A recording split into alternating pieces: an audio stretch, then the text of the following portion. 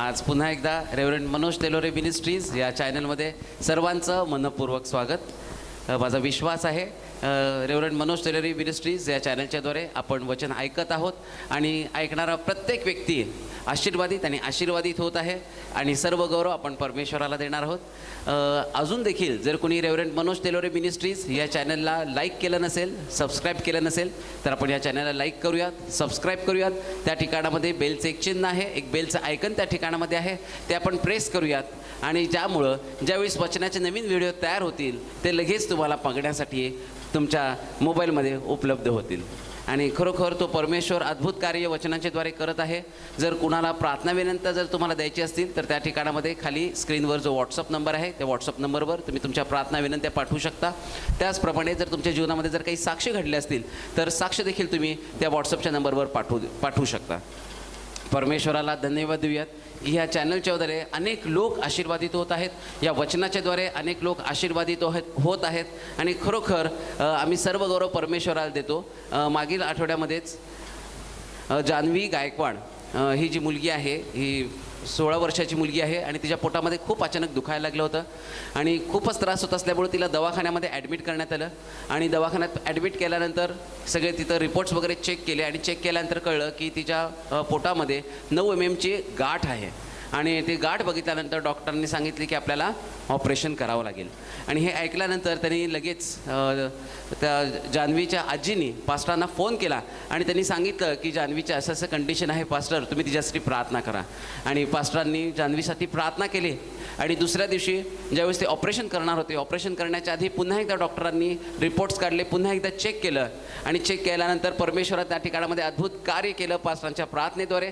आणि जो 9 mm जो त्या ठिकाणामध्ये जी गाठ होती ती अद्भुतरित्या त्याचा साईज कमी झाला होता आणि डॉक्टरांनी सांगितलं की आता कुठलंही ऑपरेशन करायची गरज नाही, तर फक्त गोळ्याने देखील ती बरी होऊ शकेल. आणि खरोखर इतका अद्भुत चमत्कार त्या परमेश्वरांनी केला. आणि अजून एक बहीण आहे सिस्टर कामिनी लोखंडे, त्यांच्या आईची देखील तब्येत खूप बरी नव्हती आणि त्यांचा हार्टचा प्रॉब्लेम त्यांना आधीपासून होता आणि मग त्यांना पुन्हा छातीमध्ये खूप दुखत असल्यामुळं त्यांनी दवाखान्यामध्ये नेलं, कारण की तो त्रास जो होता तो खूप असह्य होता. आणि दवाखान्यात नेल्यानंतर डॉक्टरांनी त्यांना चेक केलं आणि चेक केल्यानंतर त्यांनी बघितलं आणि त्यांनी स्पष्टपणे सांगितलं त्यांना की तुमच्या आईची जी तब्येत आहे ती खूप सिरियस आहे, त्यांचा हार्ट फक्त 25% चालू आहे. आणि आम्ही तुम्हाला सांगतो की भरोसा आम्ही कुठल्या गोष्टीचा देत नाही, पण आम्ही तुम्हाला एकच सांगतो की आत्ताच्या आत्ता लगेच त्यांना ICUमध्ये ॲडमिट करण्याची गरज आहे, अशी त्यांची परिस्थिती गंभीर आहे. मग त्यांनी सांगितलं की नाही डॉक्टर तुम्ही आम्हाला गोळ्या द्या आणि आम्ही गोळ्या घेऊन आम्ही प्रयत्न करून बघू. पण त्या ठिकाणामध्ये त्यांनी म्हटलं की मी कुठली रिस्क घेणार नाही, घरी जाईपर्यंत काय होईल तुमच्या आईला आम्ही सांगू शकत नाही, इतकी भयानक कंडिशन त्यांची आहे आणि त्यामुळं तुम्ही तुमच्या रिस्कवर पाहिजे असेल तर जाऊ शकता. आणि मग त्यांनी गोळ्या घेऊन त्या ठिकाणातून विश्वासाने निघाल्या आणि त्यांनी पास्टरांना लगेच त्या ठिकाणातून प्रार्थना केली की पास्टर माझ्या आईची तब्येत अशी आहे आणि डॉक्टर तर कुठलीच गॅरंटी देत नाही आहेत, ICUमध्ये ठेवलं तरीसुद्धा गॅरंटी देत नाही आहेत, घरी येईपर्यंत काय होईल माहीत नाही, गोळ्या घेतलं तरी काय होईल माहीत नाही, डॉक्टर कुठलीच गॅरंटी द्यायला तयार नाहीत.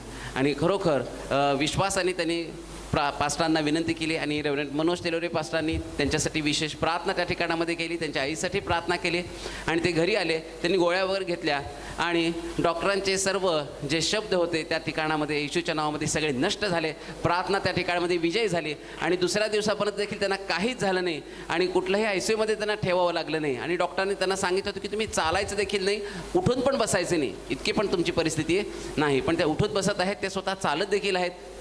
आणि इतका अद्भुत परमेश्वर, इतका महान परमेश्वर ह्या चॅनलच्याद्वारे वचनाच्याद्वारे आणि पास्टर प्रार्थना करत आहेत आणि परमेश्वर तुमच्या विश्वासाप्रमाणे प्रत्येकाच्या जीवनामध्ये कार्य करत आहे. त्यामुळे सर्व गौरव आपण परमेश्वराला देणार आहोत. आणि माझा विश्वास आहे येणार दिवसामध्ये जे तुम्ही सगळे जे चॅनलच्याद्वारे आशीर्वादित होत आहात, वचन ऐकत आहात, तुमच्या प्रत्येकाचं नाव देखील या ठिकाणातून येणार आहे, यासाठी की आपल्याला या साक्षीच्याद्वारे फक्त येशूचं नाव उंच करायचं आहे. Praise Lord. आणि ज्या घटकेची आपण वाट बघत आहोत ते म्हणजेच जे आपल्यासाठी पुन्हा एकदा आशीर्वाद घेऊन येणारं वचन आणि ते वचन जे परमेश्वराचं अद्भुत जिवंत वचन आपल्यासमोर पास्टर घेऊन येत असताना आपण या ठिकाणामध्ये स्वागत करूया. स्तुती करतो आजच्या दिवसाबद्दल, प्रभूला धन्यवाद देतो. अद्भुत असा परमेश्वर आहे आणि आज सकाळी त्याच्याविषयीची घोषणा करण्यासाठी आनंद वाटत आहे. बसायचे म्हणून बसू नका, ऐकायचं म्हणून ऐकू नका. अनुभव घ्या परमेश्वराच्या चांगुलपणाचा, आमेन. अनुभव घ्या देवाच्या सामर्थ्याचा. मला कोणाकडे मोबाईल असेल तर त्या व्हॉट्सअपवर मला नेमकं त्या व्यक्तीचं माझ्या स्टेटसवरती मी एक साक्ष लिहिलेली आहे. त्याच्यामध्ये असं एक व्यक्ती असाच यूट्यूबवरून संदेश ऐकत होता आणि मला असं वाटतं त्याने 12 वर्ष, किती वर्ष लिहिले त्याने, 12 वर्ष का 14 वर्ष असं काहीतरी त्याला शुगरचा प्रॉब्लेम होता. 14 वर्ष का 12 वर्ष. परंतु त्या दिवशी तारखेसहित त्यानं पाठवून दिलं.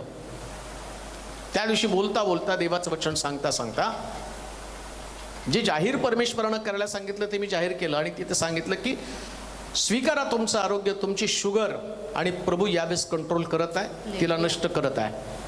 आणि तो व्यक्ती म्हटला ती भविष्यवाणी मी स्वीकारली, ती प्रॉफिस मी स्वीकारली. हालेलुया. किती वर्ष आहे बघितलं का त्याच्यात? आहे पहा स्टेटसमध्ये आहे तिथं. किती वर्ष? 10 वर्ष.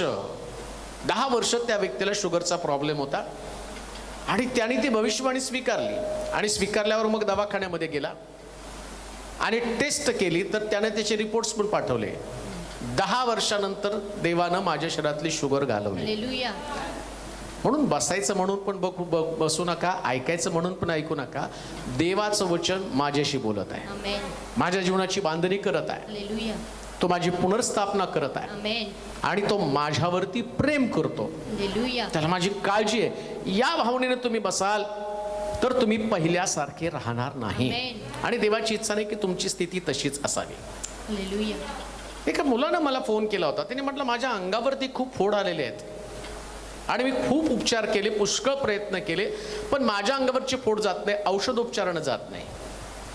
पण तो म्हटलं मी वाचतो एवढं स्टेटस, एवढ्या साक्षी ऐकतो, फक्त तुम्ही प्रार्थना करा, माझा विश्वास आहे. आणि मग त्याच्यासाठी प्रार्थना केली आणि दुसऱ्या दिवशी तो उठून बघतोय तर त्याच्या अंगावरचे फोड निघून गेलेले आहेत. हे आमचा देव करू शकतो. हालेलुया. म्हणून मी मेलेल्या देवाची घोषणा करत नाही, मी जिवंत देवाची घोषणा करत आहे.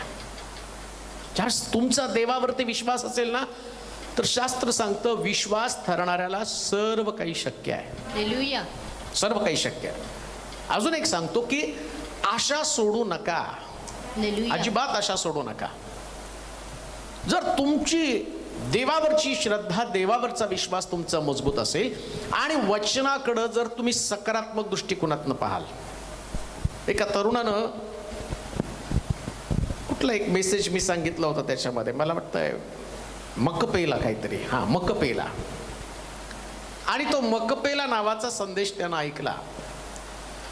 मग त्याच्यामध्ये देवाच्या लोकांना सर्वोत्तम मिळतं, चांगलं मिळतं अशा प्रकारची गोष्ट, आणि त्यानं ते वचन स्वीकारलं. आणि स्वीकारल्यानंतर गेली 1.5-2 वर्षापासून त्याच्याकडे जॉब नव्हता. तरुण आहे का तरुणी काय की त्या स्टेटसवरती आता एवढ्या साक्षी आहेत, रोज 20, 25, 100 साक्षी त्याच्यामध्ये. मग काही ठेवतात, काही ठेवत नाही, माझ्या लक्षात राहत नाही.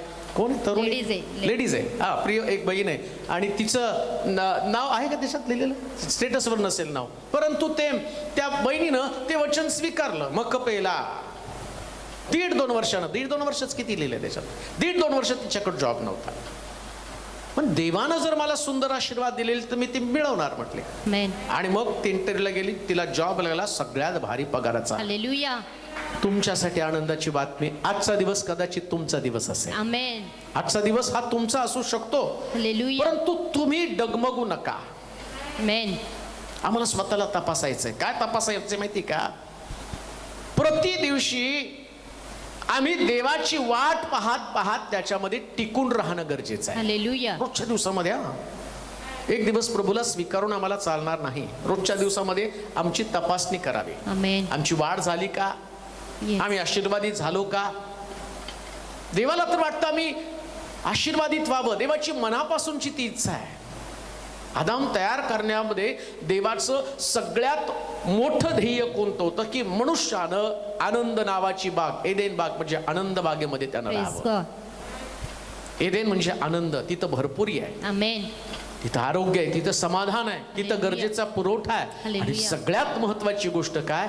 देवाची उपस्थिती. देव Hallelujah. भेटायला त्या ठिकाणात येत होता. Yes Lord. सगळं तुमच्याकडे असेल, घर असेल, नोकरी असेल, लेकर असेल, कुटुंब असेल, परंतु या सगळ्यामध्ये जर परमेश्वर तुम्हाला भेटायला आला नाही तर तुमच्या जीवनाला अर्थ नाही. Yes.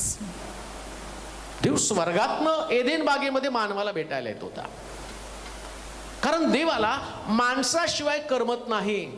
Hallelujah. आज सकाळी मी माझ्याकडे पाहतो ना, माझ्याकडे पाहत असताना देवाला माझी गरज आहे. Amen. तशी मला देवाची गरज आहे ना, तसं देवाला माझी गरज आहे. कशासाठी माहिती का?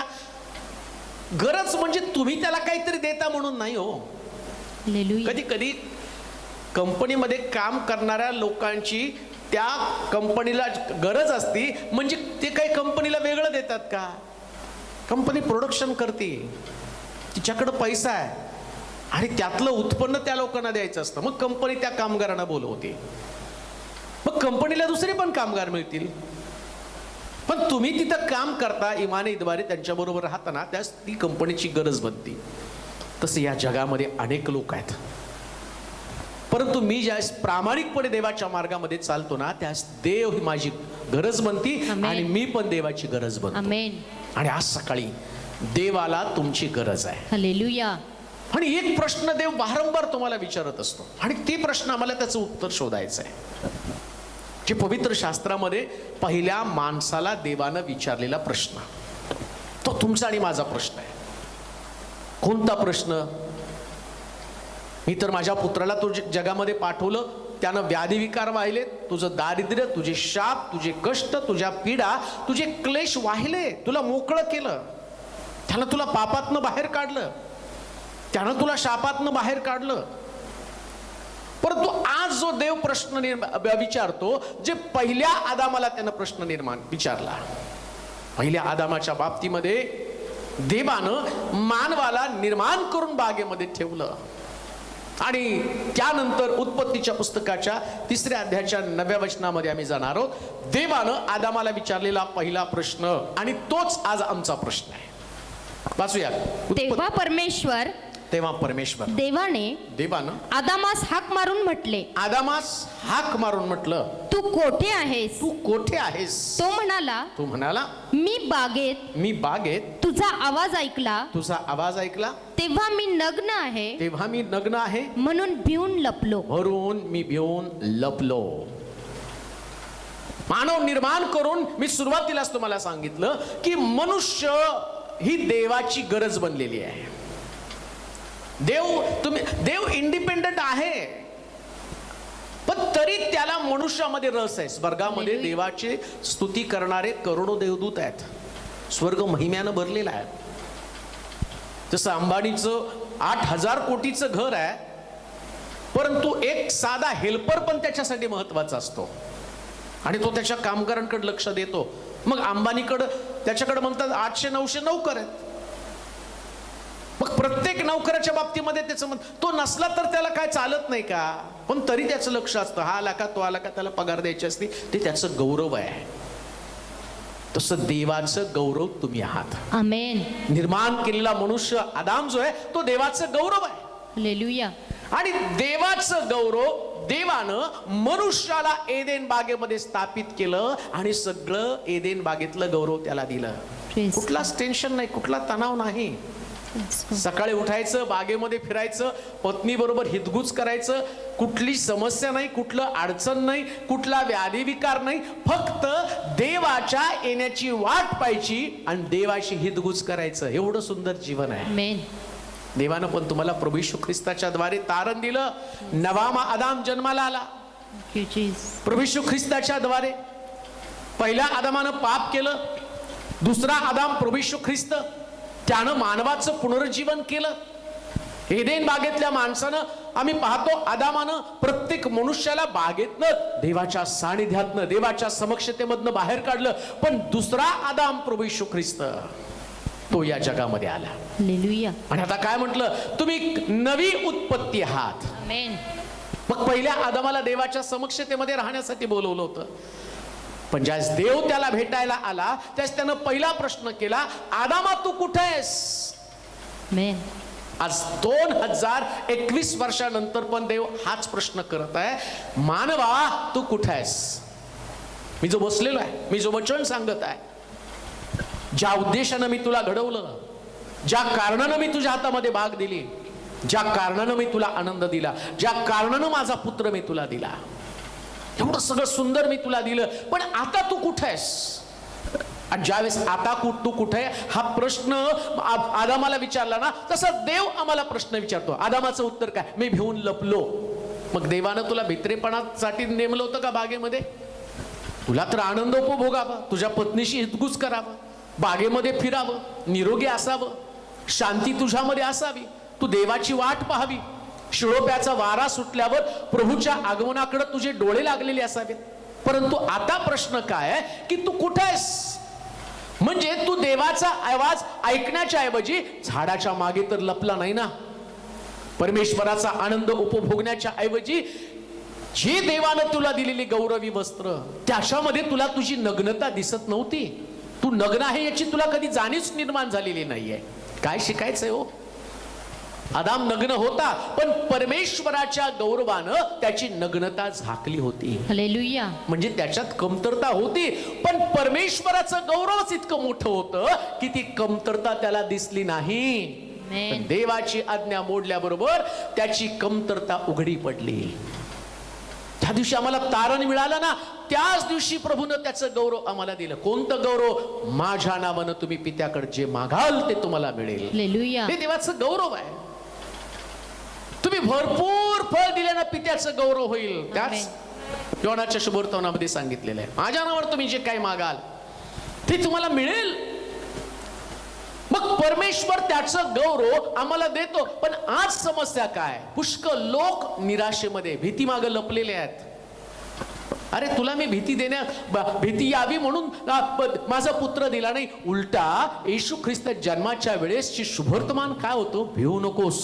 हालेलुया. पण आज तुझ्यामध्ये भीती आहे. का भीती आहे माहिती का? तू देवाचा आवाज ऐकून लपलेला आहे. तुला देवाच्या आवाजासमोर उभं राहता येत नाही. आज देवाचा आवाज ऐकून काही लोकांना भीती वाटत आहे. काही लोक बंधनामध्ये आहेत, काही लोक निराशेमध्ये आहेत. एक गोष्ट मी 100% तुम्हाला सांगतो, ज्यांना देवाच्या आवाजाची सवय ते कधी भीत नाहीत प्रिया. कधीच भीत नाहीत. जे देवाची वाणी ऐकतात, परमेश्वराचं वचन ऐकतात, देवापासून काहीतरी मिळवतात, त्याच्या अंतःकरणामध्ये कधीच भीती असू शकत नाही. हालेलुया.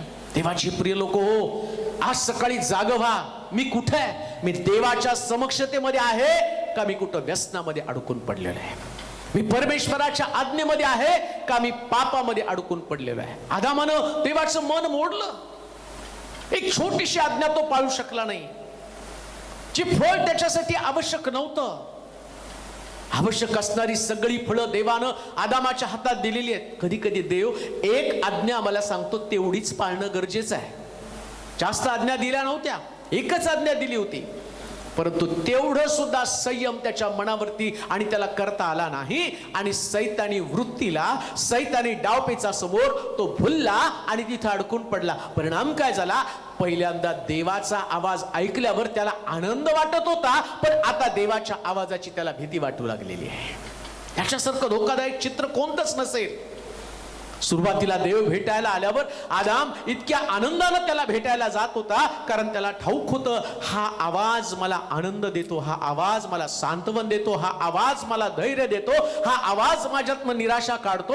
लक्षात घ्या, आज पुष्कळ लोक देवाचं वचन ऐकत आहे, परंतु त्यांच्यामध्ये आनंद निर्माण होण्याच्या ऐवजी त्यांच्यामध्ये भीती निर्माण होत आहे. त्यांच्या त्या देवाच्या आवाजामुळं त्यांच्यामध्ये दहशत निर्माण होत आहे. परंतु एक गोष्ट सांगू द्या, ज्यावेळेस आम्ही पाहतो की शमूएल बाळा कानावरती देवाचा आवाज आला, त्या शमूएल बाळ आणि त्यानं त्याची झोप सोडली आणि देवाच्या आवाजाच्या दिशेनं धावत गेला. त्याला माहित नव्हतं माझ्याशी कोण बोलत आहे, परंतु तो आम्ही पाहतो की तो एलीकडे गेला. महाराज तुम्ही मला हाक मारली का? आणि तो म्हटला मी नाही तुला बोललो. नक्की देव तुझ्याशी बोलत आहे. परंतु आता इकडे शमूएलाशी देव बोलत असताना एलीच्या अंतःकरणामध्ये देवाच्या आवाजाची भीती होती. का? कारण त्यानं देवाच्या आवाजाची सवय घालवलेली होती. मला प्रश्न तुम्हाला तोच विचारायचा आहे, देवाचे प्रिय लोको, देवाच्या आवाजाची सवय घालवली का? आणि घालवल्यानंतर आता तुम्हाला देवाच्या आवाजाची भीती वाटत आहे? कुठं लपलाय? आदाम घाबरून लपलेला. आज पुष्कळ लोक घाबरून लपून बसलेले. कुठं लपलेत? काही लोक व्यसनाच्या झाडाच्या मागे लपलेले. कुठं आहे तू? एक काळ देवाच्या सानिध्यातला व्यक्ती, एक काळ परमेश्वराच्या मार्गामध्ये चालणारा व्यक्ती, एक काळ देवाच्या घरामध्ये राहणारा व्यक्ती, एक काळ परमेश्वराची उपासना, परमेश्वराची आराधना करणारा व्यक्ती, एक काळ सेवा करणारा तू व्यक्ती, पण आता तुझ्यामधली सेवा निघून गेलेली आहे. तू संसारामध्ये लपलेला आहे, तू पापामध्ये लपलेला आहे, तू व्यसनामध्ये लपलेला आहे, त्याच्यामध्ये तू अडकून पडलेला आहे. ज्या झाडाचं फळ खाऊ नको म्हटलं त्या झाडाचं फळ तू खाल्लं का? जो व्यक्ती ज्या झाडाचं फळ खायचं नाही त्याने खाल्ल्याबरोबर त्याला लपावं लागतं. देवानं त्याला प्रश्न केला, आदामा तू कुठे आहेस? रोज माझ्या समोर असायचा, रोज माझ्याशी बोलायचा. शिळोप्याचा वारा सुटल्याबरोबर जी उत्कंठा, जे आकर्षण तुला माझ्याविषयी होतं, जे प्रेम तुला माझ्याविषयी होतं, आज ते प्रेम दिसत नाही. काय होतास तू, काय झालास तू? अरे तुला मी कशा पद्धतीने घडवलं, कशी तुझी रचना केली, कसं तुला मी स्थापित केलं, कसं सुंदर बागेचा अधिकार मी तुला दिला, पण आज तू तुझा अधिकार घालवला आणि जे मी तुला गौरवी वस्त्र दिलं ते तू काढून टाकलं. आता लावली ती फक्त पानं आहेत, ती पानं ज्या वेळेस ऊन येईल ना ती पानं गळून जातील, त्यास तू नग्न होशील. आता तू जे चिटकवलं ना त्याच्याने तुझी नग्नता झाकली जाणार नाही. मी तुला कायमस्वरूपी नग्नता जाईल अशा प्रकारची वस्त्र दिली होती. दुसऱ्यांदा देवानं त्याला चर्म वस्त्र दिली आणि आम्ही पाहतो तिथं एक कोकरू कापलं, त्या कोकराची कातडी त्याच्या अंगाला लावली, पण ती तकलादू होती, ती गौरवी वस्त्र नव्हती. मग तो काय म्हणतो, या पृथ्वी तलावरचं तुमचं आयुष्य संपेल, कबरे तुम्ही जाल आणि देवाचा पुत्र ढगावरती बसून येईल आणि मग तुम्ही कबरेतनं बाहेर याल, मग तुम्हाला बागेमधली गौरवी वस्त्र परत मिळणार आहे. परंतु आता जी तुम्हाला आणि ख्रिस्ताच्या द्वारे मिळालेली ही टेम्पररी तुमची धार्मिकता आणि टेम्पररी तुमचं वस्त्र, पण खरं गौरवी वस्त्र कधी येणार आहे? जे बागेमध्ये होतं आणि ते बागेमधलं वस्त्र परत प्रभू येशू ख्रिस्त दुसऱ्यांदा येईल. परत तो आनंद म्हणजे स्वर्गातलं ठिकाण, ज्या भूक नाही, वात आणि शाप नाही, वा रोग नाही, पीडा नाही, तिथं काहीच नसणार आहे. इतक्या सुंदर ठिकाणामध्ये आम्हाला जायचंय. पण आज प्रश्न तो विचारतो, घाबरून लपलास का? कान घेऊ नाही का? आज सकाळी जर कोणी तुम्ही आणि कुठल्या झाडाच्या मागे लपलेला असाल, कोणी आणि त्या भीतीमध्ये लपून गेलेला असेल, परंतु देवाचा आवाज तुम्हाला भीती देण्यासाठी नव्हे तर तुम्हाला पुनर्जीवन करण्यासाठी, तुमच्या जीवनाची बांधणी करण्यासाठी, पुन्हा त्याला आणि देवाजवळ बोलवण्यासाठी आज सकाळी तो आवाज येत आहे. कदाचित तू निराशेच्या गर्तेमध्ये अडकलेला असशील, एखादं पाप, एखादी वाईट गोष्ट, एखादी चूक, एखादी आज्ञा तू देवाची मोडलेली असेल आणि आता एदेन बाग तुझ्यासाठी बंद झाली असेल, परंतु काळजी करू नको. 2021 वर्षापूर्वी एक खोकरा कापला गेला, त्यानं पुन्हा एकदा वस्त्र दिली. आदामाची नग्नता आणि त्याच्या डोळ्यासमोर दिसू आणि दिसू नये म्हणून ती गौरवी वस्त्र त्याला दिली. आता या वस्त्राच्या द्वारे जे उघडं पडलं, काय उघडं पडलं? याच्या अगोदर आजार नव्हता, आज्ञा मोडल्याबरोबर आजार उघडा झाला.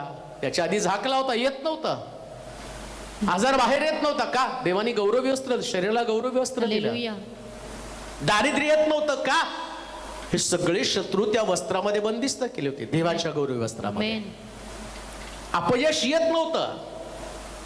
ज्या दिवशी तुम्ही फळ खाता ना त्या दिवशी अपयश उघडं पडतं, लोकांसमोर तुम्ही अपयशी बनता. ज्या दिवशी तुमच्यातली वस्त्र निघून जाती तुम्ही दरिद्री बनता.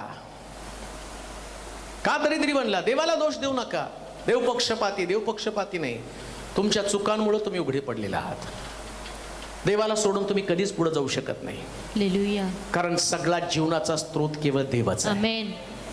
त्याच्याच भोवती तुम्हाला फिरावं लागणार आहे. देवाला सोडून तुम्ही किती पण, कोणी शिक्षणाचं पान लावेल, चला आता शिक्षण घेतलं मी पुढे जाईल. अहो ज्ञान देवच देतो, राजाचं मन पण देवच बदलतो ना. हालेलुया. असं समजू नका मी शिक्षण घेतल्यावर फार मोठ्या पदावरती जाईल. आकाशात चढला तर मी तिथे आहे, समुद्राच्या खोल तळाशी गेला तर मी तिथे आहे. माझ्यापासून तू पळणार तरी कुठं? आदामा तुझी वस्त्र लावलीत ना, जे ठिगळं लावलेत ना, हे ठिगळं मी उघडी पाडेल. कान देऊ नाही का? देवाशिवाय मनुष्याची प्रगतीच होऊ शकत नाही. कुठल्या ठिगळं लावून तुम्ही फिरत आहात? काढून टाका, गौरवी वस्त्र मिळवा, पुन्हा देवाच्या जवळ या. आदामा तू कुठे आहेस? एक काळ माझ्या जवळ असणारा आदाम आज कुठे आहे? एक काळ देवाच्या घरामध्ये असणारी व्यक्ती आज कुठे आहे? एक काळ सेवेमध्ये पुढे असणारी व्यक्ती आज कुठे आहे? एक काळ ऊर्जा, एक काळ ईर्ष्या, एक काळ डोळ्यामध्ये व्हिजन, एक काळ प्रभूसाठी काहीतरी करण्याचं अंतःकरण, आज त्या सगळ्या गोष्टी लोप पावलेल्या आहेत.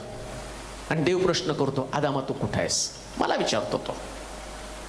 मी जर देवाच्या सान्निध्यापासून दूर गेलो असतो, देवानं एवढं सगळं सुंदर जीवन, एवढं सुंदर सगळं गौरव दिलं, आणि मग देव तो प्रश्न विचारतोस, मी तुला सगळं दिलं, कुठे आहेस तू? मी जर तिथंच असेल ना, मला देवाकडे जाण्यासाठी धैर्य आहे, मला देवाकडे जाण्यासाठी धैर्य असलं पाहिजे. आमेन. परमेश्वर प्रत्येकाचं बारकाईनं निरीक्षण करतो बरं का. आदामालाच नाही, आज जगातल्या प्रत्येक आदाम हवेला तो हाच प्रश्न करत आहे, कुठे आहे तुम्ही?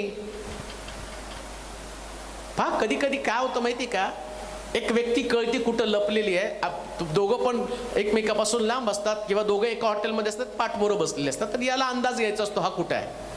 तो जस्ट फोन करून विचारतो, अरे तू कुठे आहेस? आणि तो सांगतो, नाही नाही, अरे मी इकडं अमक्या अमक्या ठिकाणी, अरे मी तुझ्या मागच बसलोय. म्हणजे त्याला माहिती असतं तो कुठे आहे, पण जाणून बुजून त्याला त्याची जाणीव निर्माण करण्यासाठी तो चुकत आहे, आमेन. तू फसवत आहेस, तू स्वतःला पण ठकवत आहे. देवाला तर तुझं बसणं, उठणं, निजणं, चालणं, बोलणं, तू खरं झोपला का खोटं झोपला सगळं देवाला माहिती आहे. हालेलुया. मग देव तुम्हाला विचारतो, आत्मिक जीवनात झोपलास का? कुठे आहेस तू? या गोष्टीसाठी मी तुला जगामध्ये पाठवलं का? हेच तुझं ध्येय होतं का? हेच तुझं विजन होतं का? खांदीव नाही का? परमेश्वर या जगामध्ये त्यानं आम्हाला त्याच्या ध्येयासाठी पाठवलं, तुमच्या ध्येयासाठी नाही. आमेन. तुमचं ध्येय नाही, तुमचं विजन नाही. हालेलुया. जो आपल्या स्वप्नासाठी पुढे जातो. आम्ही पाहतो देवाचं स्वप्न काय होतं, बागेमध्ये जी झाडं होती, जीवनाचं झाड आणि बऱ्या वाईटाचं झाड, दोन्ही झाडं तिथं होती, आणि देवाला त्याला जीवनाचं झाड द्यायचं होतं, आणि यानं काय घेतलं? बरं नाही घेतलं, बऱ्या वाईटाचं झाड त्यांनी वाईटच घेतलं. बरं असतं तर सगळ्यांचं बरं झालं असतं नाही का? फळ खाल्ल्यावर सगळ्याचं बरं व्हायला पाहिजे, पण फळ खाल्ल्यामुळे सगळ्याचं वाईटच झालेलं आहे, सगळ्यांचं वाईट झालेलं आहे. जो चुकीचं फळ खातो, आपल्या स्वप्नासाठी जगतो, त्या सर्पानं या हवेला फळ दाखवलं, म्हणजे स्वप्न दाखवलं. कधी कधी काही स्वप्न आम्हाला दिसतात ना, ते खूप छान वाटतात. सैतानानं ते स्वप्न दाखवलं हवेला, ते वाटलं हे माझं स्वप्न पूर्ण होणार आहे. डोळे उघडले त्याच तिला कळालं, या स्वप्नानं तिला एदेन बागेतनं हाकलून टाकलेलं आहे. काही स्वप्न तुम्हाला उद्ध्वस्त करण्यासाठी आहे. देवाचं स्वप्न काय होतं? जीवनाचं फळ तुम्हाला द्यावं, जीवन तुमच्यामध्ये यावं. आमेन. तुम्ही म्हणाल पुरावा काय याच्यामध्ये? पुरावा आहे, त्याच्याशिवाय नाही मी बोलत. येशू ख्रिस्त जगामध्ये आला, त्याच तो म्हटला, चोर येतो चोरी, घात व नाश करण्यासाठी, मी आलो तुम्हाला जीवन देण्यासाठी. आमेन. त्याला बागेमध्ये दाखवायचं होतं, मला तुम्हाला जीवनाच्या झाडाचं फळ द्यायचंय, बऱ्या वाईटाचं नाही. हालेलुया. बऱ्या वाईटाचं फळ खाऊन मला वाटतं मी करतो ते बरं आहे. प्रत्येकाला वाटतं मी जे वागतो ते बरं आहे. आई वडील चुकतात, शेजारी पाजारी चुकतात, अधिकारी चुकतात, पालक चुकतो, मी नाही चुकत, मला समजतं सगळं बरं वाईट.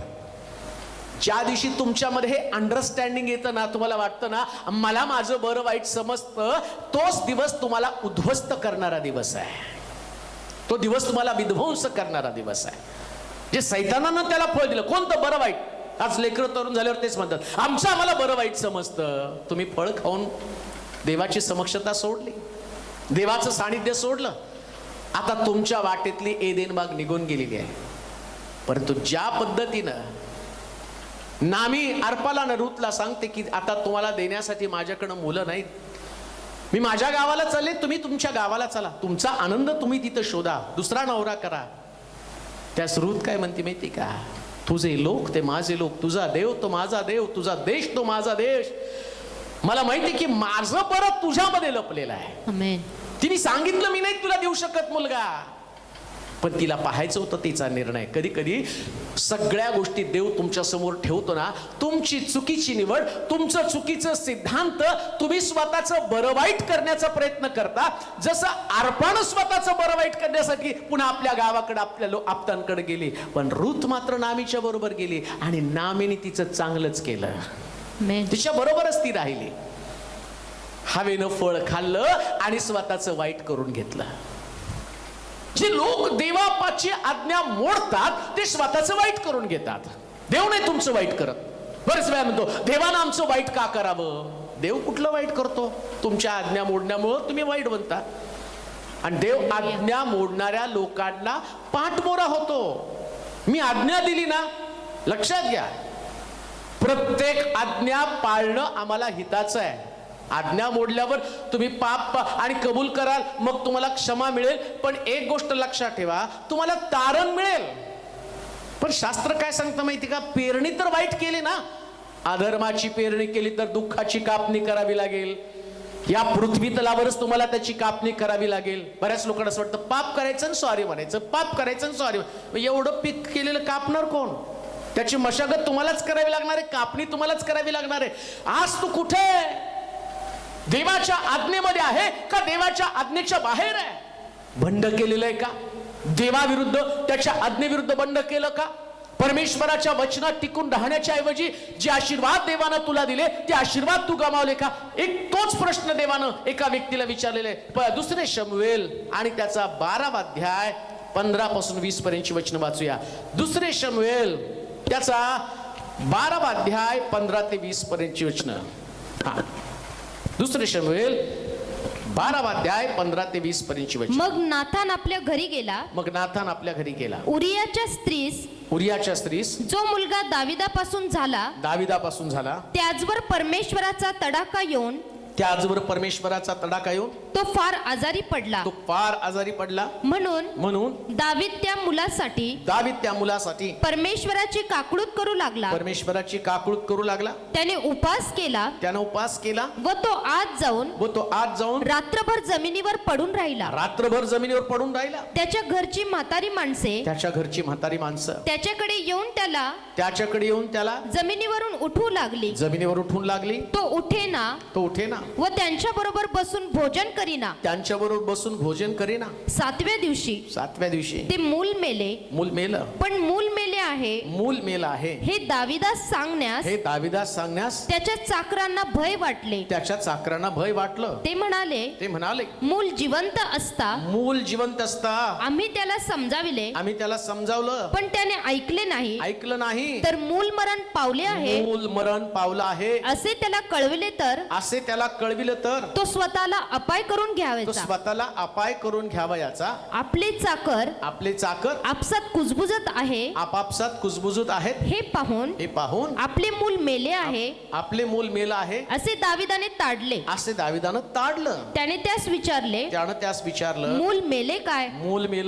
ते म्हणाले मेलं. मग दावीद जमिनीवरून उठला. त्याने स्नान करून तैलाभंग केला. आपला पोशाख बदलला आणि परमेश्वराच्या मंदिरात जाऊन दंडवत घालून आराधना केली.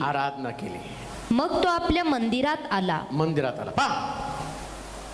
देव प्रत्येकाला विचारतो, आदामा तू कुठे आहे? दाविदाला पण तो प्रश्न करतो. काय प्रश्न त्यानं केला? जसं परमेश्वर आदामाला प्रश्न करतो ना, तसं प्रत्येक व्यक्तीला देवानं काही ना काहीतरी दिले. तुम्ही देवाला काहीच दिलेलं नाही, लक्षात ठेवा. तुमचा श्वास पण तुमचा नाही, तो देवाचा आहे. आणि आता श्वासाची किंमत कोरोना आल्यावरच कळाली लोकांना. हालेलुया. याच्या अगोदर किती श्वास गेले, किती बाहेर आले, किती आत गेले, कोणाला त्याची किंमत वाटली नाही. पण आता लोकांना ती मशीन घरी घेऊन जावं लागतं, एवढी श्वासाची किंमत आहे. म्हणजे हा श्वास पण देवाचाच आहे. हालेलुया. मग दिलेल्या श्वासाबद्दल देव विचारतो. काय विचारतो? तू कुठे आहेस? आता दाविदाची टेस्टमनी खूप सुंदर आहे. पहा, त्याच्या घरामध्ये हा दावीद सगळ्यात जास्त नाकारला गेलेला व्यक्ती आहे, हलकं काम करणारा व्यक्ती आहे. शमूएलला ज्यावेळेस इशायाच्या घरी पाठवलं ना, त्या इशायाच्या घरी पाठवल्यावर देव म्हटलं की त्याच्या घरातल्या एका व्यक्तीला राजा म्हणून निवडायचं आहे. आणि मग सगळ्यांकडे पाहिलं, एक व्यक्तीला पाहिल्यावर दाविदाचे सगळे भावंड सुंदर होते, उंचेपुरे होते. आणि 7 भावंड पाहिल्यावरती देव म्हटलं यातल्या एकाला सुद्धा राजा म्हणून निवडायचं नाही. इशायाला विचारलं अजून कोणी मुलगा आहे का? तो म्हटला रानात आहे, पण तो राजा होण्याच्या योग्यतेचा नाही. परमेश्वराच्या मर्जीला आलं ना, तो नालायक माणसाला लायक बनवतो. म्हणून लक्षात ठेवा, आज जी तुमची लायकी आहे ना, तुम्ही नालायक असताना देवानं तुम्हाला लायक बनवलेलं आहे, अपात्र असताना पात्र बनवले. हालेलुया. मग कधी कधी देव अपात्र लोकांना सर्वोच्च स्थानावरती नाही, बुद्धीने नाही बरं का, देवाच्या कृपेनं. हालेलुया. परमेश्वराच्या चांगुलपणामुळं. हालेलुया.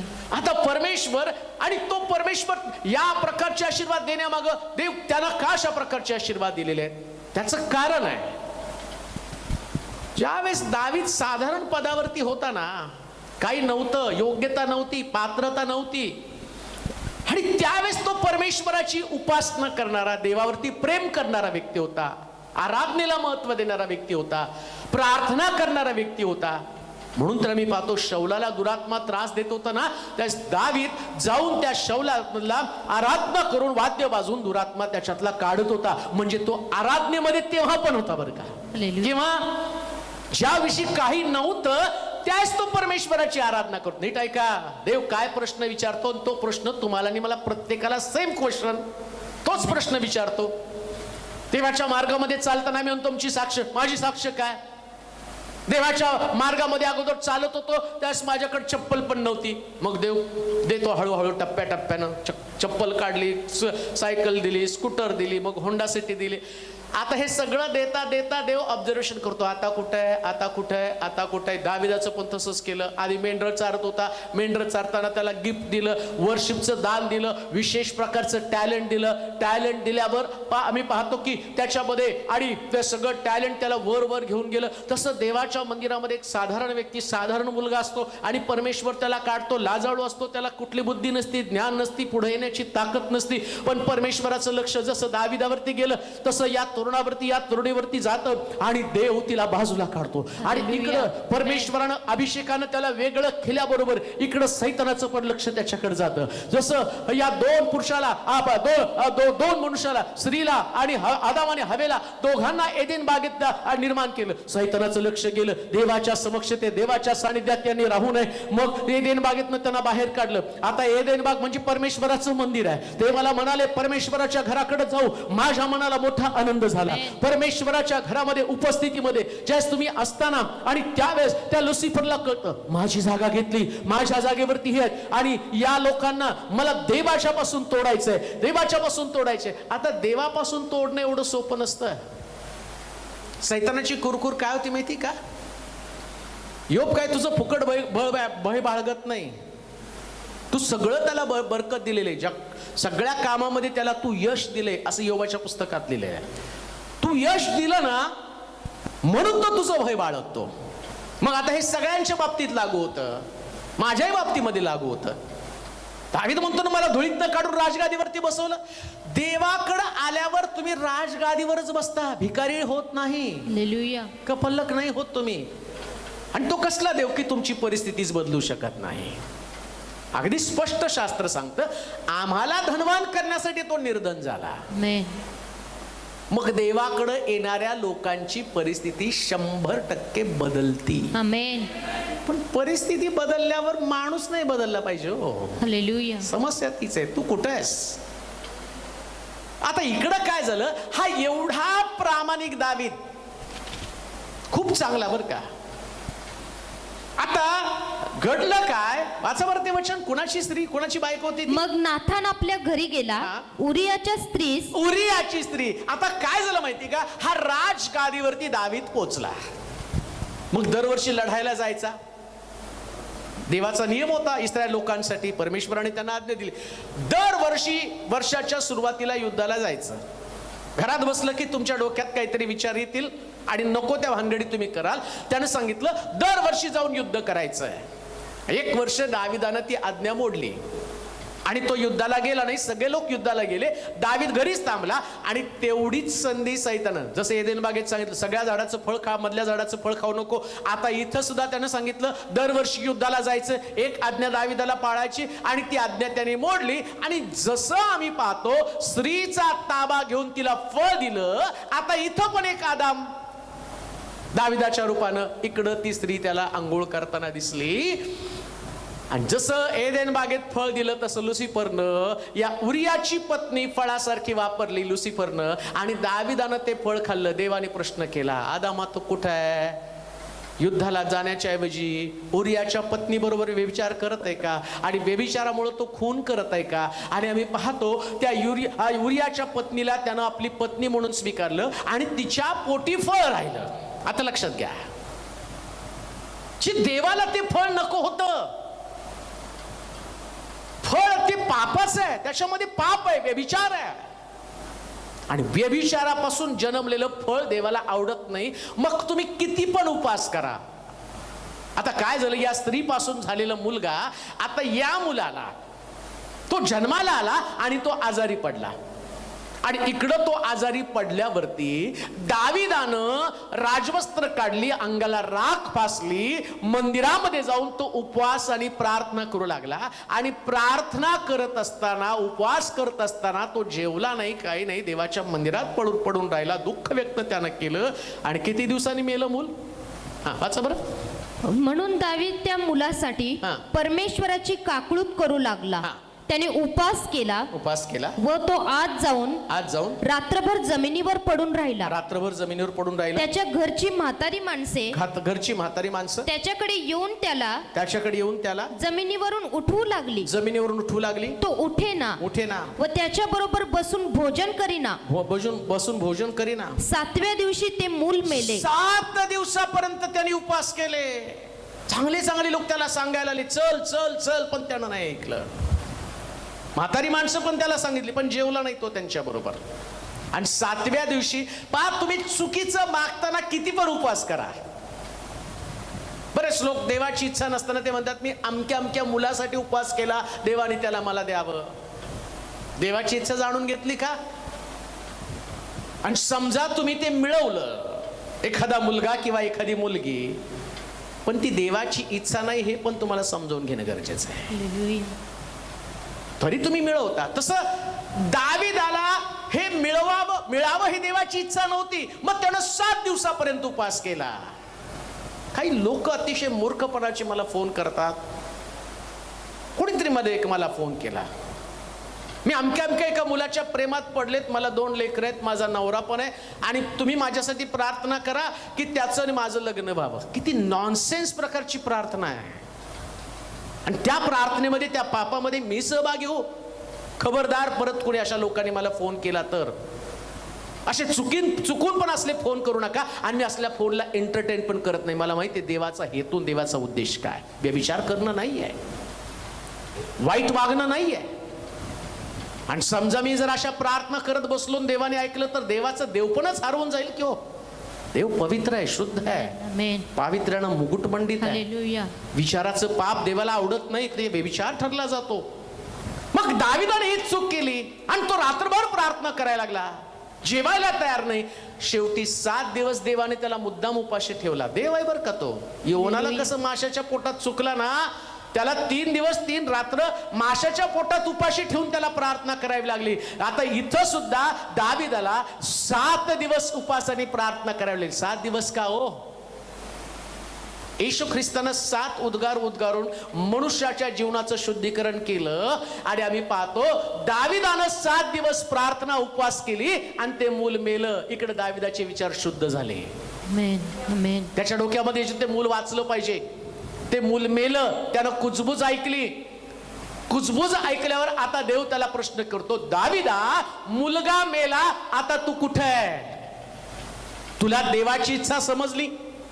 तुला कळालं उरियाची पत्नी तू आपली पत्नी करून घेतली, सगळ्यात मोठं पाप केलं. आणि आता तिच्या जन्माला आलेलं पापाचं फळ ते मी जिवंत राहू देणार नाही. लक्षात घ्या, ज्या गोष्टी पाप म्हणून तुम्ही आपल्या जीवनात स्वीकारल्या, त्याचं फळ दुःखदायक आणि कष्टदायक असणार आहे. मग तुम्ही किती प्रार्थना करा, किती उपवास करा. बरेच लोक चुकतात आणि मग त्यांच्याकडे माध्यम काय, चुकून सुद्धा प्रार्थना करत बसायचं. नाही, प्रार्थना करतो ना, फळ बघितलं का किती वाईट आहे. परमेश्वराच्या गिरीवरती कोण चढेल? ज्याचे हात शुद्ध, ज्याचा अंतःकरण शुद्ध. या गिरीवरती चढण्यासाठी शुद्धता फार महत्वाची आहे. अशुद्धपणे उपासना, आराधना कोणीच करू शकत नाही. दाविदानं चुकीची गोष्ट केली तरी सुद्धा देवाने त्याला ताडण दिलं आणि तो मुलगा मेला. आता मुलगा मेल्याबरोबर फार सुंदर आहे बरं का, पहिल्यांदा दावीद चुकला. देवाने त्याला प्रश्न केला, दाविदा, सगळे युद्धाला गेले, तू कुठे आहे? तो म्हणतो, मी गच्चीवरती आहे. काय करत आहे?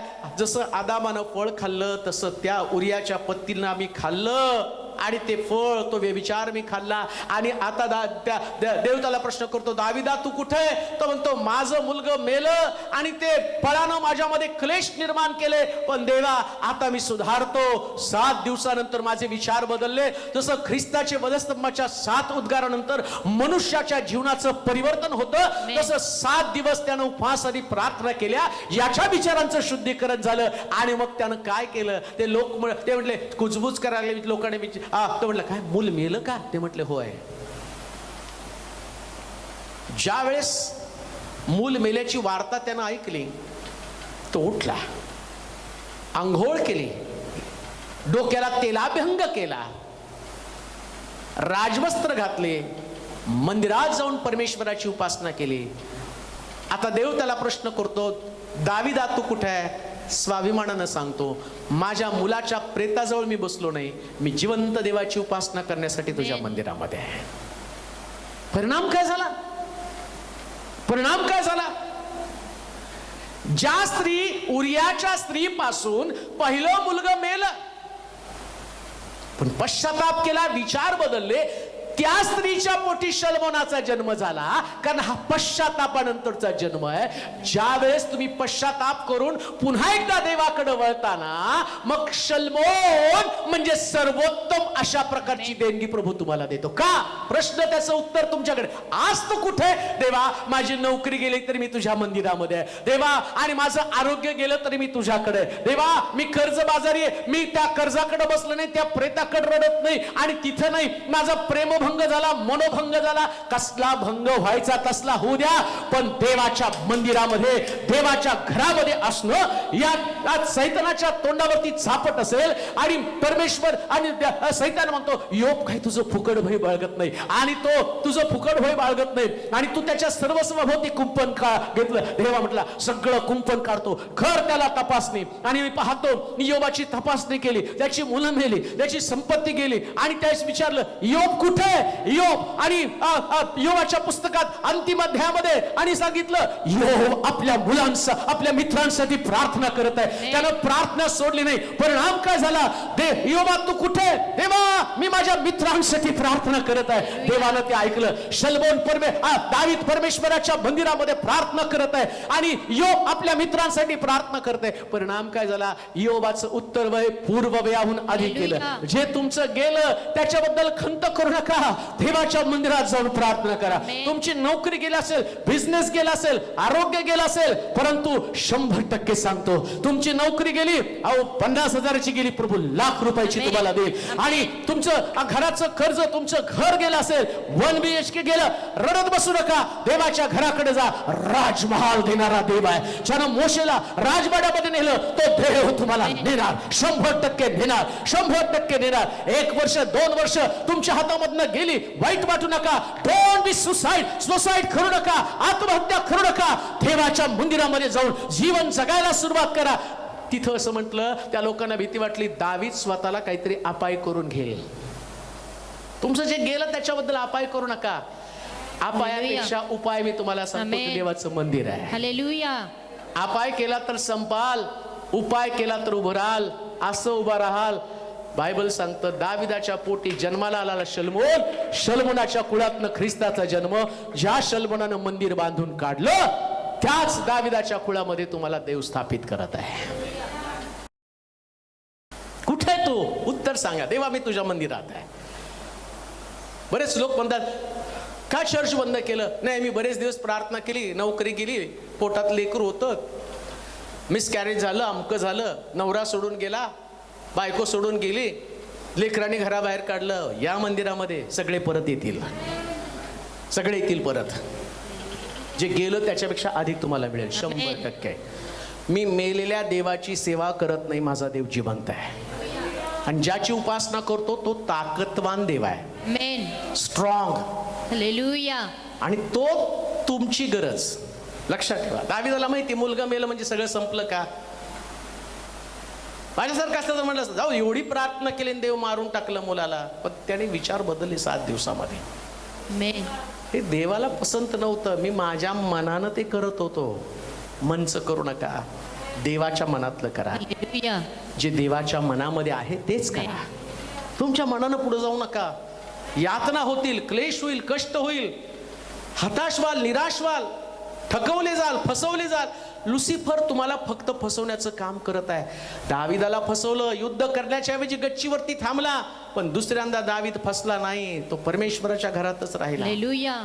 म्हणून मुलाने त्याच्या विरुद्ध बंड केलं, पण मुलाच्या हातून देवाने त्याला मरू दिलं नाही. का? कारण देव रक्षण करताय. आमेन. परमेश्वराच्या घरात उभं राहणाऱ्यांची तुमची केवढी धन्यता. हालेलुया. मी परमेश्वराचं एक वरदान मागितलं, ते हे की त्याच्या मंदिरात माझी वस्ती व्हावी. देवाचं मंदिरच एक असं ठिकाण आहे की जिथे निराशा निघून जाते, दुःख, अपयश सगळं काही निघून जातं. हे परमेश्वराच्या मंदिरातलं जबरदस्त सामर्थ्य आहे. म्हणून कधी हताश झाला ना, देवाच्या घराकडे एकदा नजर लावा.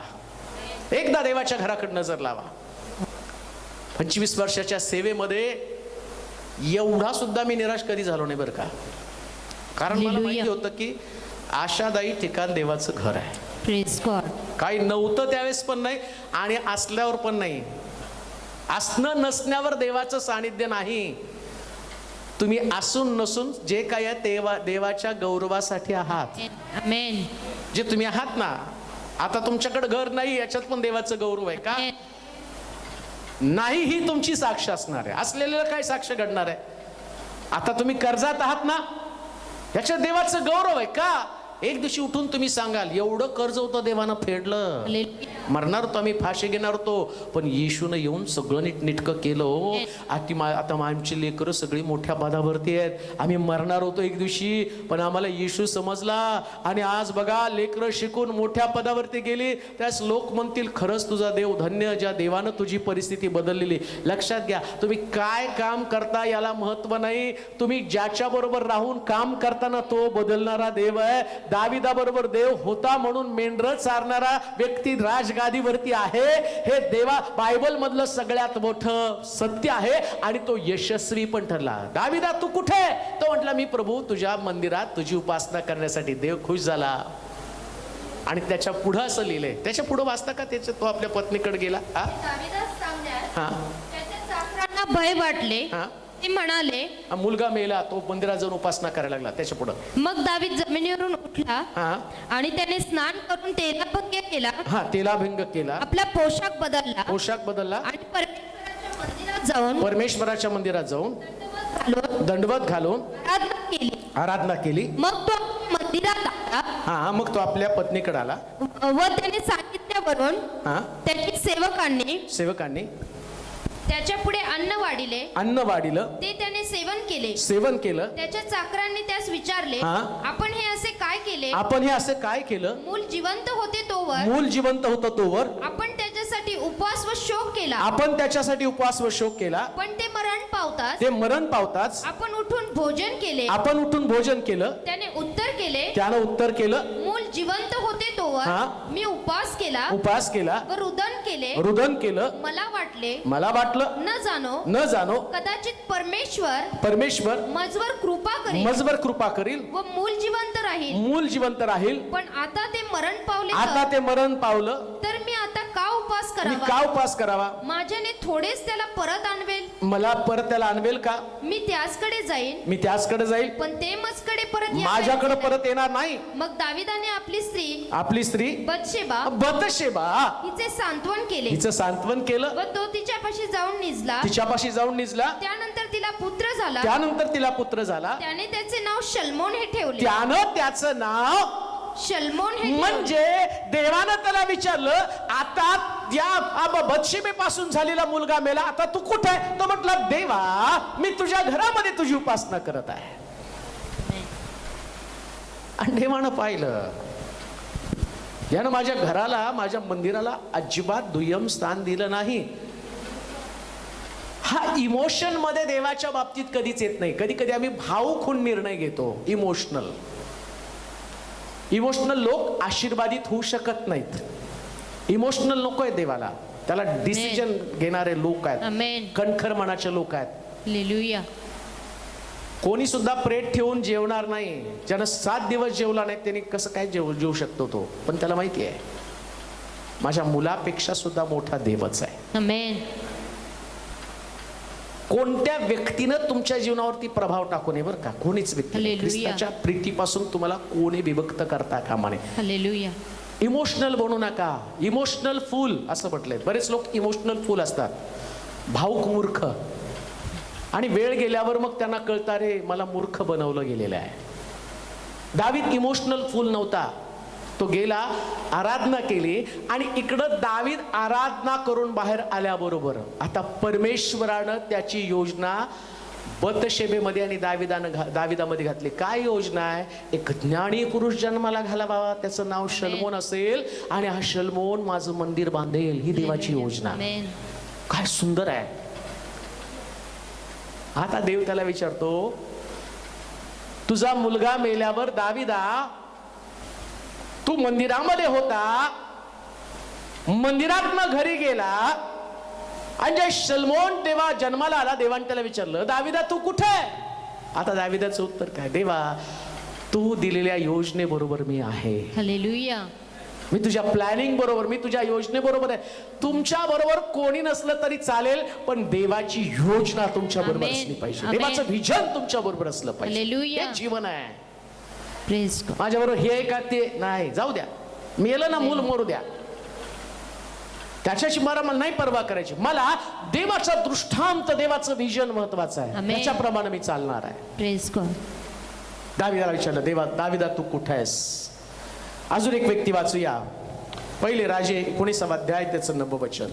पहिले राजे 19 अध्याय आणि त्याचं 9 वचन. तो तेथे जाऊन एका गुहेत राहिला. तेव्हा पहा परमेश्वराचं वचन त्यास प्राप्त झालं. तो त्यास म्हणाला एलिया तू येथे कशासाठी आलास? तो म्हणाला सेनाधीश देव परमेश्वर याच विषयी मी फार ईर्ष्यायुक्त झालो आहे. कारण इस्रायल लोकांनी तुझा करार पाळण्याचे सोडलं. तुझ्या वेद्या मोडून टाकल्या. तुझे संदेष्टे तलवारीने वधले. मीच काय तो एकटा उरलो आहे. आणि आता या ठिकाणामध्ये बस, आता या ठिकाणामध्ये जर तुम्ही वाचलं तर देवानं एलियाला प्रश्न केला, एलिया तू कुठे आहे?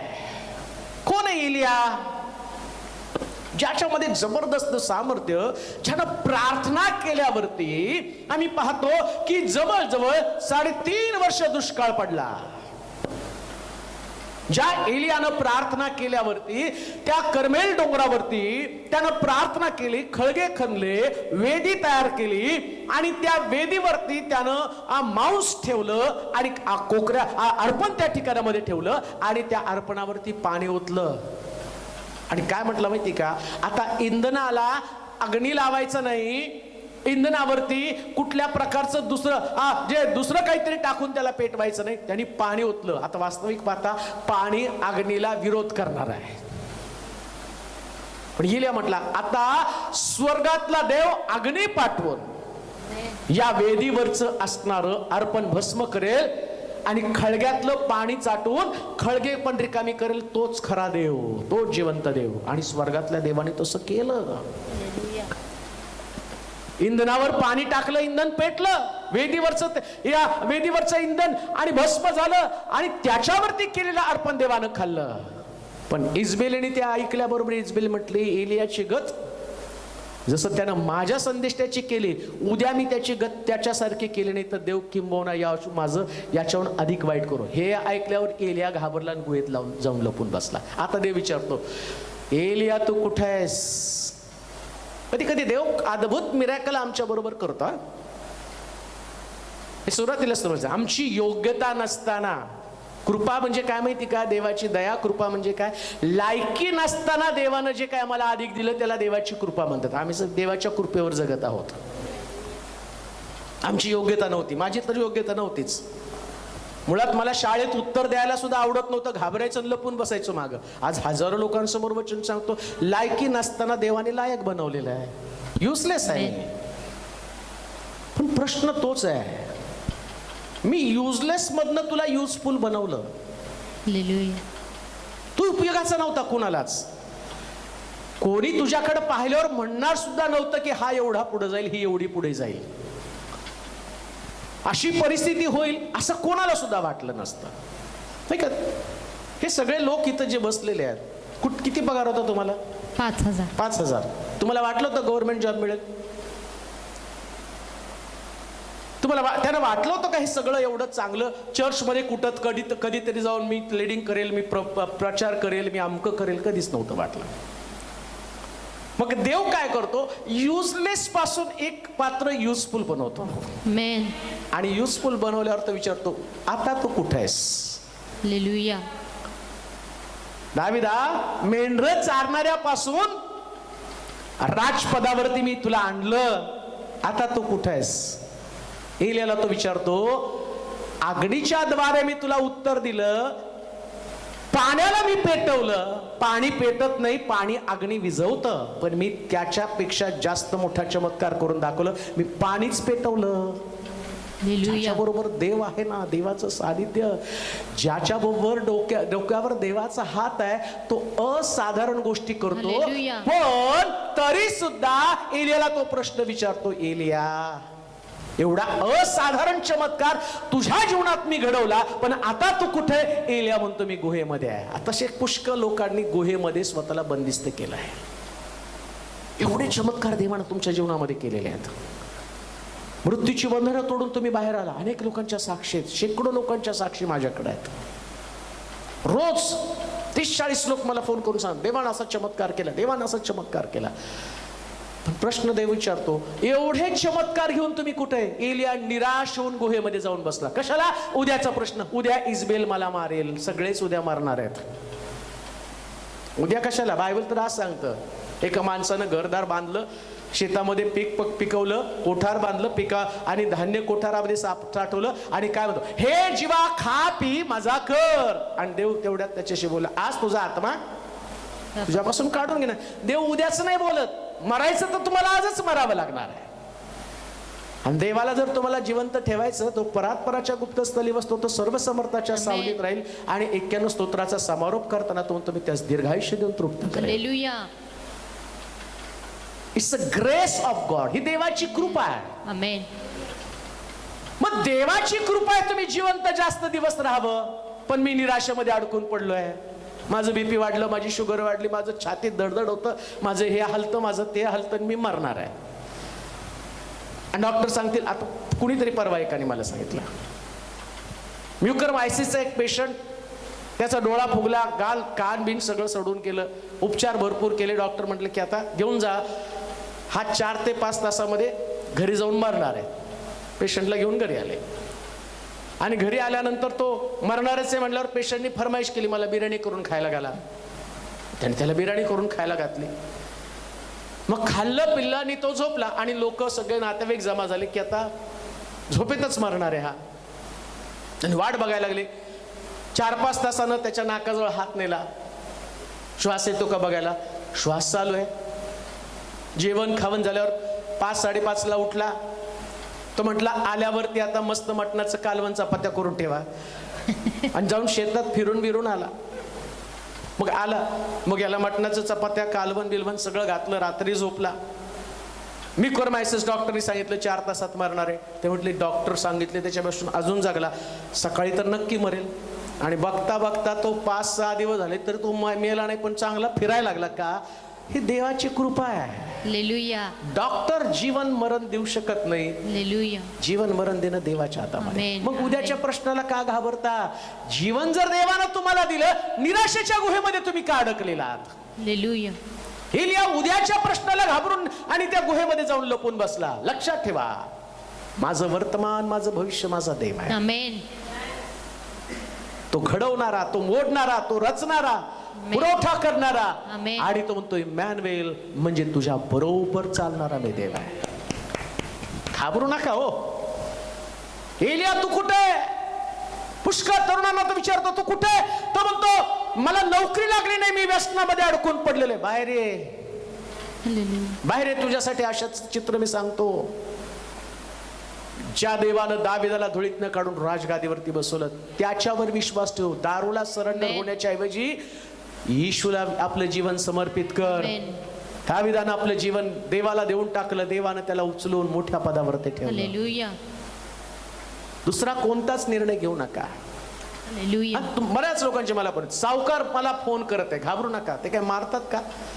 बरं तुम्हाला मरायचंच आहे ना, मग आम्ही तो नाही, ते सावकार यांच्या अगोदर फाशी घेऊन मरतो. मग मरू द्या, मारायचं तर त्यांना मारू द्या, ते तर जेलमध्ये जातील. बाकीच्या लोकांची कटकट झाली, ते तुम्हाला मारत नाही. आणि अजून एक गोष्ट सांगतो, सिंहाची तोंड बंद करणारा देव आहे. आमेन. 100% तो तुमचे तोंड बंद करेल.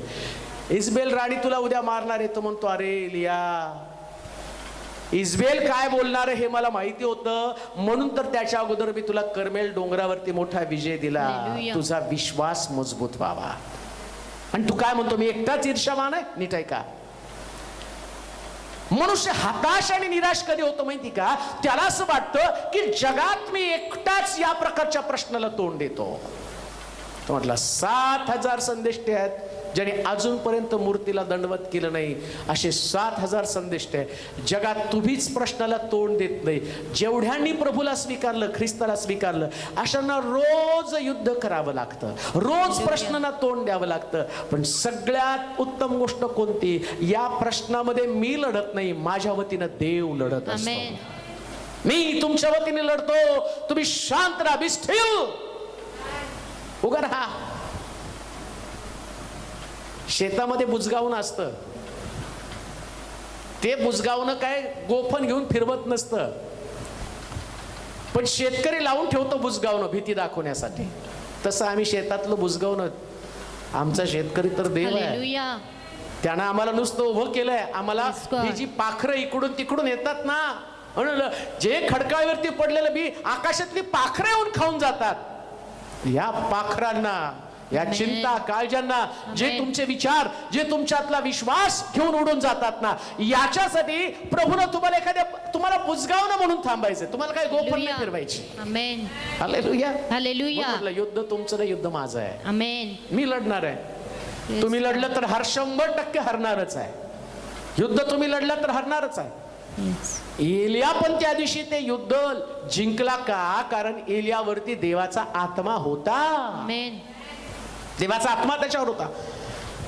पण आत्म्याचं ऐकण्याच्या ऐवजी त्यानं देहाचं ऐकलं. सगळं जोश मध्ये एलियानं केलं, सगळे ते 450 संदेष्टे मारले आत्म्यानं भरल्यावर, आणि त्याच्यानंतर देव प्रगट झाला. अरे ये मैंने क्या किया, 450 मारले, आता इस्बेल मला सोडणार नाही. लक्षात ठेवा, इस्बेलीपेक्षा मोठा देव आहे. हालेलुया. या जगात इस्बेली सारखे प्रश्न आहेत, ते रोज तुम्हाला भीती दाखवणार आहे. करोना असेल तो तुम्हाला भीती दाखवेल, नाही एवढं झालं तुमचं स्कोर, क्रिकेटच्या स्कोर पेक्षा हा स्कोर 30 झाला, 35 झाला, 25 झाला, 27 झाला, 28 झाला. काय स्कोर व्हायचा होऊ द्या हो. हे फुफ्फुस देवानं घडवलं आणि त्याच्याकडे सगळे अवयव आहेत. आमेन. श्वास देणारा तोच आहे, Praise बरं God. करणारा तोच आहे. Praise मी the घाय देतो, मलमपट्टी करतो, जखमा देतो, बरं पण मीच करतो. काळजी करू नका. आणि मरायचं तेव्हा आम्ही मरणारच आहे. मग कशाला धडपड करता? जगताना विश्वासामध्ये जगा. आमेन. एलिया तो कुठे? एलिया म्हटला मी गुहेमध्ये. बायबल सांगतं देवाचा दूत त्याला बाहेर घेऊन आला आणि तो दूत त्याला म्हटला, एलिया इथं कशासाठी आला याची आठवण कर. गुहेमध्ये लपण्यासाठी नाही, भारी प्रवासासाठी. आणि मग आम्ही पाहतो इकडं पहिल्या अध्यायाच्या 19 ते 9 वचनामध्ये पाहतो. आता दुसऱ्या अध्यायामध्ये एलियाचं दुसरे राजे दुसऱ्या अध्यायामध्ये 11 वचनामध्ये एलियाला कळालं मला गुहेत राहायचं नाही. मग कुठं राहायचंय? वाचा बरं 11 वचन. ते बोलत चालले असता पहा एकाएकी एक अग्निरथ व एक अग्निवारू दृष्टीस पडलं व त्यांनी त्या दोघास अलग केलं. एलिया वावटळीतून स्वर्गास गेला. आधी एलिया त्याला विचारलं इथं कशासाठी आला? एलिया तू कुठे? तो म्हटला गुहेमध्ये. देवाचा दूत आला. देवाच्या दूतानं त्याला सांगितलं गुहेत लपण्यासाठी नाही, अरे तू इतिहास घडवण्यासाठी आलेला आहे. तू वेगळा व्यक्ती आहे.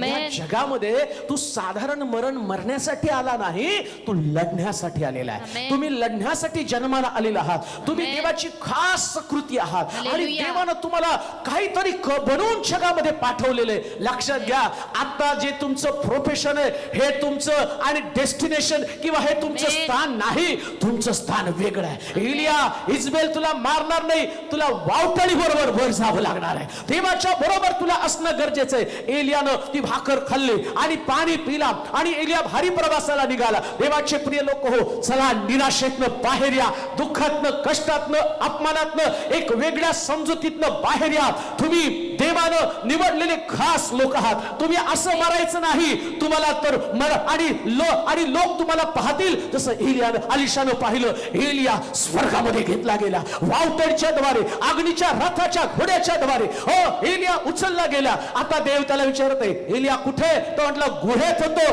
पण बाहेर आलो. आता वावटळी बरोबर मी चाललेलो आहे, आता मी वावटळी बरोबर चाललेलो आहे. आणि इथं तो म्हणतो, अलिशाला विचारतो, तुला काय पाहिजे? स्वामी, मला ते पाहिजे जे तुमच्याकडे होतं त्याच्यातलं दुप्पट मला पाहिजे. असं जगा. ज्या लोक तुम्हाला विचारतील कसं जगायचं, तर त्यांनी म्हटलं पाहिजे, I like to live like you. मला तुझ्यासारखं जगायचंय, किंबहुना तुझ्यापेक्षा चांगलं मला जगायचंय. आणि शास्त्र सांगतं, तो म्हटला, आपल्या ठाई असणाऱ्या आत्म्याचा दुप्पट वाटा मला द्या. हालेलुया. याला म्हटलं जीवनात काहीतरी जगताना. आमेन. देवानं प्रश्न केला, तो कुठे आहे? तर जाताना त्यानं सांगितलं, मी तुझ्या योजनेवरती बसून चाललेलो आहे. हालेलुया. काय योजना? वावटळीमध्ये जावं, आमेन. इजबेलने तुझा घात करावा आणि गुहेमध्ये बसून आरामशीर जीवन जगावं, याच्यासाठी मी तुला बोलवलं नाही. बाहेर ये, हालेलुया. गुहेच्या बाहेर ये. तुला गुहेच्या बाहेर काढल्यावर जो तुला आदर्श मानतो ना, लक्षात घ्या, तुम्ही लोकांसाठी एक आयडल आहात, आमेन. आदर्श आहात. आणि प्रत्येक विश्वासणाऱ्याने आदर्श जीवन जगावं. आमेन. आदर्श कसं? एलिया जसा जगला. आला निराशा सगळ्याला ती बरं का. ज्याने पाऊस तळ हाताच्या ढगामधनं मोठा पाऊस पडला, तो एलिया सुद्धा घाबरला. म्हणून बायबल सांगतो, तो आमच्या सारख्या स्वभावाचा होता. माझ्यामध्ये पण भीती आहे. लाख मी तुम्हाला किती उपदेश केला ना, देवाच्या वचनात लिहिलं ना, आमच्या सारख्या स्वभावाचा होता. मग मी काही एकदम सुपरमॅन नाहीये. सुपरमॅन ती काल्पनिक कथा आहे, पण देवाच्या दृष्टिकोनातून जो सुपरमॅन आहे तो पण भीतो, पण देव त्याला भीतीमध्ये ठेवत नाही. आमेन. आज सकाळी तुम्ही भीतीमध्ये असाल, पण परमेश्वराचं वचन तुमच्याकडून तो तुम्हाला सुपर पॉवर देतो. म्हणून आम्ही गाणं गातो ना, जीसस पॉवर, सुपर पॉवर. मग सुपर पॉवर काय त्याला ठेवायची काय शोकेश मध्ये? हालेलुया. तो दाता आहे. आमेन. आणि त्याला ती सुपर पॉवर जगामध्ये असे जे एलिया आहेत, आज सकाळी कोण एलिया मला माहित नाही, पण जो वचन ऐकल आणि उभं राहील ना, तर दुप्पट अभिषेक जसा एलियानं अलिशामध्ये टाकला, आज सकाळी दुप्पट अभिषेकानं एक चार्ज व्हा. देवाच्या राज्यासाठी उठा आणि प्रभूला म्हणा, प्रभू एकेकाळी मी निराशेत होतो, मला ती साक्ष ऐकायला आवडेल. पाळक साहेब, नोकरी गेली, निराश होतो, परंतु तुमचा हा संदेश ऐकला, अनेक तरुणांना मी पाठवला आणि त्यांना नोकऱ्या मिळाल्या, ते देवाच्या राज्यासाठी जगत आहे. पुष्कळ मंडळांमध्ये काम होत आहे. सेवक लोक हताश, निराश झाले, त्यांना वाटलं सगळं संपलं, परंतु संपलं नाही. आता तर खरी सुरुवात आहे, आता तर खरी कापणी येणार आहे, आता खरी देवाचं काम वाढणार आहे. करुणा जाईल, सगळं संपेल आणि पुन्हा हजारो लोकांचं तार होणार आहे. गिव्ह करू नका, डोंट गिव्ह अप. आमेन. एलिया तू कुठे आहे? एलिया म्हटला, प्रभू मी वावटळीवरती आहे, हालेलुया. रथांबरोबर मी चाललेलो आहे. अलिशाला विचारलं, अलिशा तू कुठे आहे? अलिशा म्हणतो, मी माझं लक्ष एलियाकडे लावलेलं आहे. आमेन. एलिया तू कुठे आहे? प्रभू मी माझा प्रवास संपवून, जे वावटळ तू पाठवली आणि रथ पाठवले, त्या रथामध्ये बसून चाललोय. पौल पण काय म्हणतो, मी धाव संपवलेली आहे, विश्वास राखलेला आहे. धाव अशी संपवा की त्याच्यामध्ये विश्वास टिकून राहिलेला असेल. आमेन. हताश, निराश होऊन विश्वास सोडू नका. धावत राहा, विश्वासानं धावत राहा. आमेन. आणि धावता धावता तो प्रतिफळ. समजा एलिया गुहेतच राहिला असता तर अलिशाला दुप्पट अभिषेक मिळाला नसता. तुमचं महत्व समजून घ्या. गुहेच्या बाहेर या, अनेक अलिशा वाट पाहत आहेत. हालेलुया. ज्या एलियाच्या द्वारे अनेक अलिशा देव तयार करेल. माझी देवाकडं काय प्रार्थना असते माहिती का? देवा ज्यावेळेस हे जग सोडून जाईल ना, त्यास असंख्य प्रिचर तयार झालेले असू दे Yes, की जे तुझं hallelujah. वचन धैर्यानं सांगतील Amen. आणि तिथं कळू दे लोकांना, याच्यापेक्षा मोठे मोठे सेवक देव तयार करतो. Amen. देव तयार करत आहे. या मंडळीचं भाग्य तेव्हाच असेल ज्यास या मंडळीतनं अद्भुत रिव्हिलेशन देव अनेक आलिशांच्या द्वारे निर्माण करेल. Praise God. ऐकणाऱ्या लोकांमध्ये ते रिव्हिलेशन येईल. पुष्कळ लोक सांगतात, फळक साहेब तुम्ही वचन सांगता ते आम्ही ऐकलं आणि आम्ही सेवा करू लागलो. आणि लेडीज म्हणत आहे आम्ही सेवा करू लागलो, पुरुष म्हणत आहे आम्ही सेवा करू लागलो. आम्ही लोकांना वचन सांगितलं, त्यांचं जीवन बदललं. पुष्कळ लोक म्हणतात आम्हाला तुमचं वचन सांगतो स्वारी आणि आम्हाला माफ करा कारण आम्ही तुमचं वचन सांगतो. मी म्हटलं वचन माझ्या बापाचं आहे, हालेलुया. स्वर्गातल्या, माझं नाही ते. मी फक्त माध्यम म्हणून तुमच्याकडे. आणि मला आनंद वाटतो लोक यातलं सांगतात, याच्यापेक्षा सुंदर जीवन कोणतं हो. लक्षात घ्या, मी एलिया बनावं, गुहेतनं बाहेर यावं. एलिया तो कुठे आहे? एलिया म्हणतो मी गुहेच्या बाहेर येऊन आता वावटळीमध्ये अजून काही लोक आहेत, परंतु हालेलुया. कधी जर परत आला प्रसंग तर त्यामध्ये मी तुम्हाला सांगेल. पण एक गोष्ट सांगतो, जिथं तुम्ही असावं अशी देवाची इच्छा आहे तिथंच असा. आमेन. बागेतनं बाहेर असू नका, देवाच्या योजनेमध्ये राहा. देवा तुम्हाला आशीर्वाद देवा. आपण प्रार्थना करू. सर्व समर्थ देवा, तुझी स्तुती करतो, आभार मानतो तुझ्या वचनाबद्दल जे आमच्यासाठी जीवन आहे. तुझं वचन आमच्याशी बोललं, त्याने आमची कान उघडणी केली, त्यांनी आमचा विश्वास रिओपन केला, पुन्हा आमच्या विश्वासामध्ये वाढ केली. प्रभूजी, व्यक्तिशः मी तुझं गौरव करतो कारण तुझं वचन माझ्यासाठी आशीर्वादित झालेलं आहे. ही सेवा करताना आम्ही पुष्कळ वेळा हताश निराश होतो, जिथं नको तिथं आम्ही थांबतो. आणि जी सुंदर बाग आदामासाठी तयार केली त्याच्यात आदाम राहिला नाही, कारण त्यानं नको ते फळ खाल्लं. आणि आज अनेक लोकांना तो हाच प्रश्न विचारत असताना त्यांची मन उघड आणि ते कुठे त्यांना जाणीव होते. प्रभूजी, पश्चाताप करावा, देवाकडे वळावं, क्षमा मागावी प्रभूला. जे डोळ्याला दिसतं त्याच्या मागे आम्ही धावलो, पण जे आमच्या कानावरती पडलं त्याच्याकडे आम्ही दुर्लक्ष केलं. कानावरती पडलो तर सगळ्या झाडाचं फळ खा, मधल्या झाडाचं फळ खाऊ नको. परंतु सर्पानं ते दाखवलं. आज पुष्कळ तरुण तरुणी, पुष्कळ लोक याच फळाच्या मागे धावत आहेत आणि ते देवाची आज्ञा मोडत आहे. आज त्यांना पश्चाताप अंतःकरण दे. तुझ्या स्वप्नासाठी जगणारं अंतःकरण आम्हाला दे, आमच्या स्वप्नासाठी नाही. प्रभूजी, काही लोक निराशेच्या गुहेमध्ये अडकले असतील, पण आज तू त्यांना प्रश्न केला, कुठे आहेस? बाहेर ये. जसा एलिया गुहेतनं बाहेर आला प्रभू, तसं एकेकाला गुहेतनं बाहेर आणा, त्या वावटळीमध्ये जाऊ दे त्याला घेऊन. इतकं वर की आलिशा एलियाकडे पाहून म्हणतो, स्वामी हाय हाय, आम्ही असं वर आम्हाला उडव तुला अनुसरणाऱ्या लोकांना, कारण तुझी इच्छा तीच आहे, आम्ही सगळ्यात वर असावा. दावीद, शद्रक, मेशक, अबेदनगो, योसेफ हे सगळे सर्वोच्च पदावरती गेलेले आहेत. आज ऐकणाऱ्याच्या अंतःकरणाला चुटपुट लागू दे, त्यांच्या साक्षी घडू दे. प्रभूजी, कर्जात आहेत त्यांचं कर्ज नील केलं जाऊ दे. आजारपणामध्ये त्यांना ती गौरवी वस्त्र दे, त्यांचं आजारपण काढून टाक. साक्षी घडू दे राजा. जे एज्युकेशन घेतात, परिस्थिती त्यांची गरीब आहे, परंतु एक दिवशी मागवळून पाहतील, त्यास त्यांची साक्ष तीच असू दे, मी देवाच्या घरात होतो, देवानं मला राजगादी दिलेली आहे. प्रभू, ते प्रतिफळ त्यांना दे. ऐकणारे प्रत्येक व्यक्तीसाठी प्रार्थना करतो. आजच्या संदेशानं पुष्कळ सेवक तयार होते. प्रभूजी, पुष्कळ लोकांना देवाच्या वचनाचं जबरदस्त रिव्हिलेशन देऊन त्यांना सेवेसाठी वापरून घे, कारण ते तिथंच असावेशी तुझी इच्छा आहे. सगळ्यांच्या अडचणी समस्या त्यांच्यापासून दूर कर. आदर, गौरव, महिमा, सन्मान तुला देत येशूच्या नावात ही प्रार्थना विनवणी केली म्हणून तो ऐक. आमेन.